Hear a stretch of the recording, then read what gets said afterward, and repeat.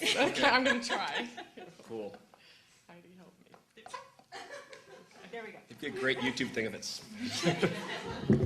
Thank you, Heidi and Fenton. And it's an honor to be mentioned in the same sentence with Mr. McBride, so that's really something. They asked me to speak for a couple minutes up here, and I think having a festival like this, I first off want to give props to you for doing this. This is an amazing thing. So. And I feel I need to give props where real credit is due. I wanted to introduce my parents here, Jack and Mary in the front row. And I say that because they were married in 1960, and at that point, it was illegal for them to get married in Georgia, Louisiana, Mississippi, Missouri, Nebraska, North Carolina, Utah, and Wyoming, and they did it anyway, which I thought was kind of cool.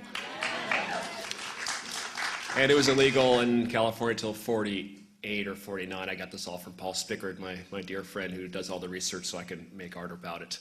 And that's been something which I think is really important, because if we look at things now, the example I give is that I do these talks around the country, and I spoke to these junior high kids a few months ago, and I was trying to tell them how things change over time, and they didn't really understand. I said, look, when I was a kid, we didn't have ATMs.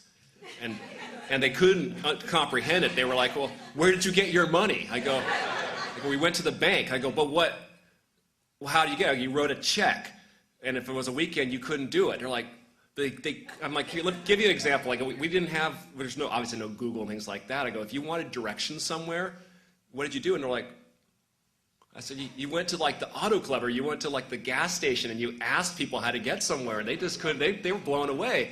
But the biggest thing they were blown away was, I said, when I was a kid, and I'm 43 now, I go, we had smoking on airplanes. And they're like, no, you didn't.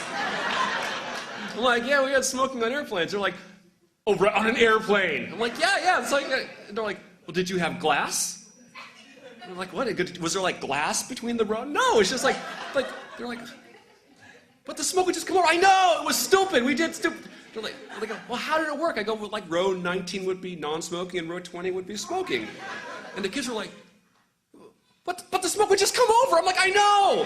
It was dumb. We did dumb things. That's how things change. We used to have slaves. Not a good idea. And they're like, no. I go, used to not allow women to vote. Not a good idea. I go, but in your lifetime, you guys are like 13, 14. I go, you guys will live long enough to be able to tell your kids that you lived in a time where gays and lesbians couldn't get married. And your kids will say, that's stupid. I go, that will change in your lifetime. These kids were like, because when I explained that like it was illegal for my parents to be married in certain states, they were just blown away.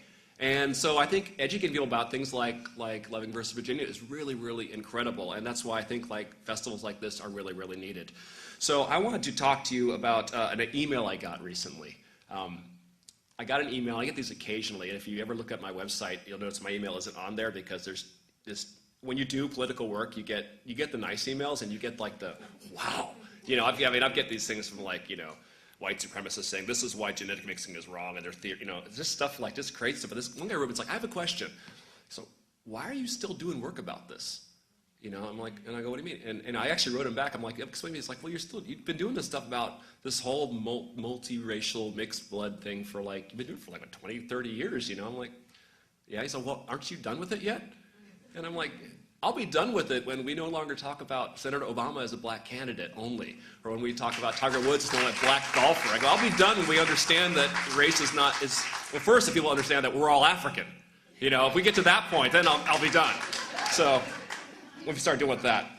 So the important thing, the reason I do these books is I always think my work is about identity as opposed to about race, since race doesn't really, you know, obviously exist socially for us in big ways, but biologically in terms of DNA it doesn't. So my work has always been about identity, about telling our stories. And when I tell my college students or my high school kids or the little, you know, 10-year-olds I teach on the beach in the summer, I'm like, you've got to tell your own story.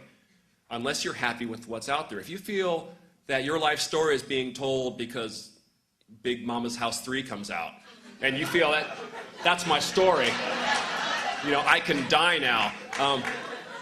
If you're okay with that, then rock and roll. But I think it's like we live in a time now where, you know, you can become world famous for saying, leave Britney alone. And you can put yourself on YouTube and have like millions of people see it. I mean, we have a time where you can actually tell your story in a meaningful way. And I think that's the real key to this. And that's why I want to talk to people about this thing that we're doing with this, whatever you want to call this movement or this group of people. I think that we have amazing groups that have been around a long time, like EMEA. We have, magazines like Maven, and we have, Mask was around when I first started coming, and there's all these different groups. And the thing that I noticed that I think is really, really profound is that despite the fact that we are all trying to do this very noble intent with very little help from mainstream organizations, very little help from, the U.S. government and so forth. I'm glad they let us check more than one box 8 years ago. But it's still their boxes. If you can tell me what non-Hispanic white means, I'm like, I still don't know if I should check that. I don't know what that means. It's still their boxes. So I think it's nice that Japanese American National Museum allowed me to show my work here 2 years ago, allow us to be here. It's really important. And I think the nice thing about these different groups is that for the most part, everyone has been very supportive of each other. And the story I want to tell there is about a gentleman named Ben Sloat, who I met, who is a visual artist out in East Coast.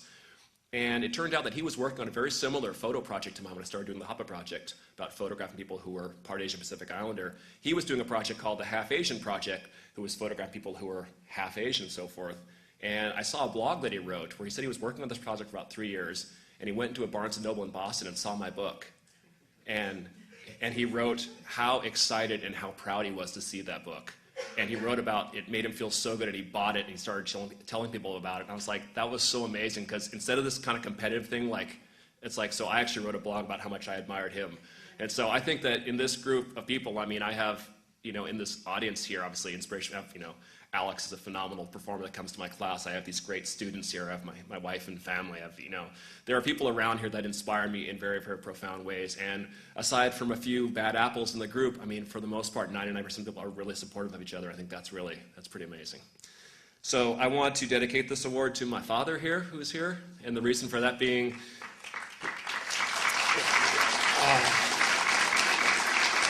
that when I was a kid, he's an English professor, was an English professor for many years, and when you guys got to go to camp in summers and stuff, or had fun in summers, I got these things like, you have 3 months off?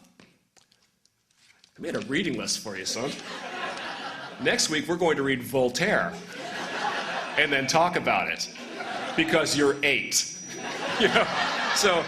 So I had these kind of tortuous summers of doing, but I realized that that's really how I learned to write. And so, in addition to the beautiful wonders of the Covina Valley Public Unified School District, I got a dad that helped me out, so thanks.